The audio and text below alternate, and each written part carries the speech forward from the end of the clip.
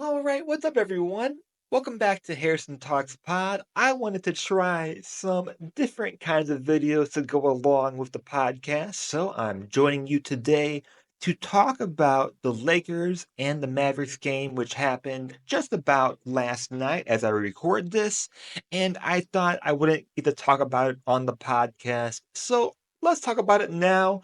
And more importantly, with losing Luka Dončić, why the Mavericks still have a chance, and even though they lost against the Lakers, why I think they still have a chance to compete with anyone in the West. So let's start with the obvious here.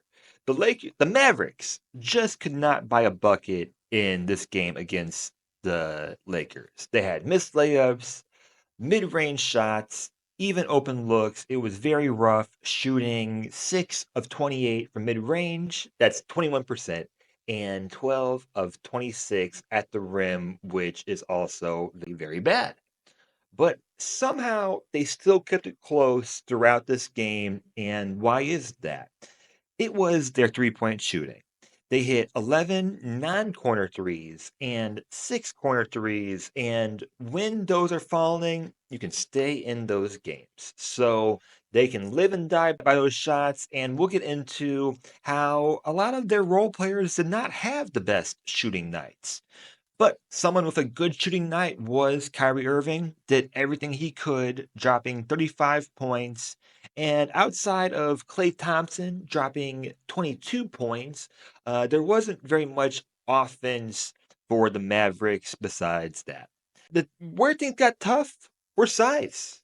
And for the Mavericks, that comes down to injuries right now, missing Daniel Gafford and missing Dereck Lively. The Lakers dominated the paint, outscoring Dallas 52 to 28, and on second chance points, they outscored the Mavericks 13 to 6, which is a huge gap. LeBron had a great night at times, especially at the end of the game. Looked like the best player on the floor at 40 years old. Dominated on the inside, sealed off defenders, got easy buckets, took full advantages of mismatches and switches, especially at the end of the game.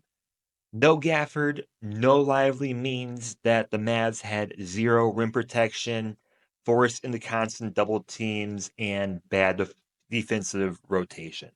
The good news for the Mavericks is that the Lakers cooled down with their shooting in the second half. They hit just 3 of 17 on their threes in the second half, which is 17%. Gave the Mavs a chance defensively, but the bad news was the Mavericks just couldn't capitalize. Missed shots, lack of defensive rebounds, costly putbacks from LeBron and Rui Hachimura sealed the deal at the end of the game.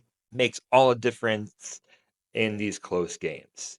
But let's kind of zoom out here and talk big picture. If the Mavericks get healthy, should they fear a playoff matchup against the Lakers? Or we're going to get into should they fear a playoff matchup against anyone in the West? Honestly, I think no. With Gafford and Lively back, Dallas gets size and rim protection.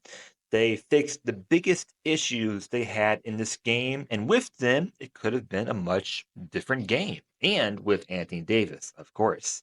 The Lakers, they rely on hitting outside shots and LeBron getting to the rim. If Dallas can control the paint, stretch the floor, create mismatches, they should feel confident in a series. Now, we're not going to get too much into why LeBron and Luka work together and why they obviously work together. And we can pretty much say now that they're going to be a playoff team and if healthy, they can compete against any team in the West. This is a Dallas Mavericks video. Kyrie carried the offense, 35 points, 5 threes, 6 for 6 at the line, but his minus 10 shows that his big night didn't necessarily lead to success. PJ Washington had a tough night. 0 for 9, 0 points in 34 minutes, grabbed 10 rebounds and had 5 assists, but offensively just could not get started. Klay Thompson looked solid again, shot 47% overall and 50% from three and had 22 points, but a -20 in the plus minus, raising some questions about his impact down the stretch. Mavericks overall for the game shot 35.7% from the field and 38.6% from three, hitting 17 threes. Outside of Kyrie and Klay, they need more from their supporting cast. LeBron, dominant down the stretch, 27 points, 12 rebounds, 3 assists on 65% from shooting, controlling the game. Had 6 turnovers, have had many games where he's had many turnovers, including recently a career high 11 turnovers. Luka Dončić had a triple-double, 19 points, 15 boards, 12 assists, but only shot 35% and shot 1 for 7 from three. Still had a +8 plus minus, and of course, his triple-double was very impactful in the game. Austin Reeves, another great performance, 20 points, 7 made free throws, and 3 threes. Jackson Hayes had another good performance with 8 boards in 16 minutes and also shot 80% from the field. Dorian Finney-Smith, Gabe Vincent struggled combined for just 4 points on 2 from 12 from shooting. So not much from Dorian Finney-Smith in the Dorian Finney-Smith revenge Mavericks game. We'll call it that. Zooming out again, why does this all really matter for the Mavericks? Because they're going to see superstars like Jokic and Giannis in the playoffs if they get that far. And with a healthy team, I think this team can compete. Contain and compete, not, but we'll see.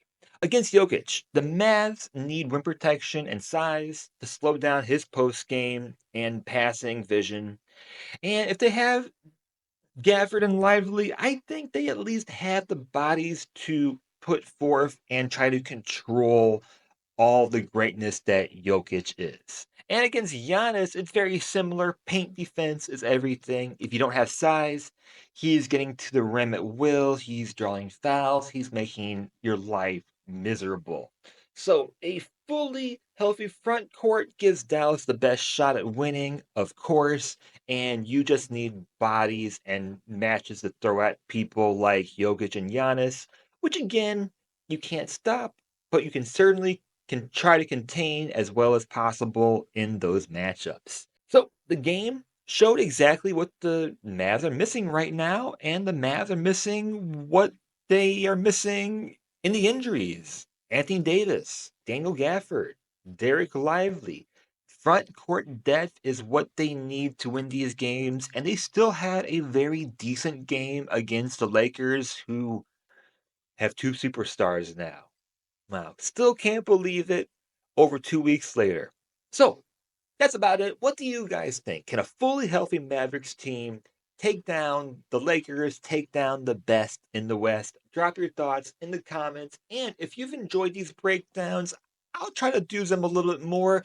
Just trying to practice, trying to get my reps under me and trying to read off this teleprompter. So I hope you enjoyed. Like, subscribe, let me know down below, and I hope you have a great day.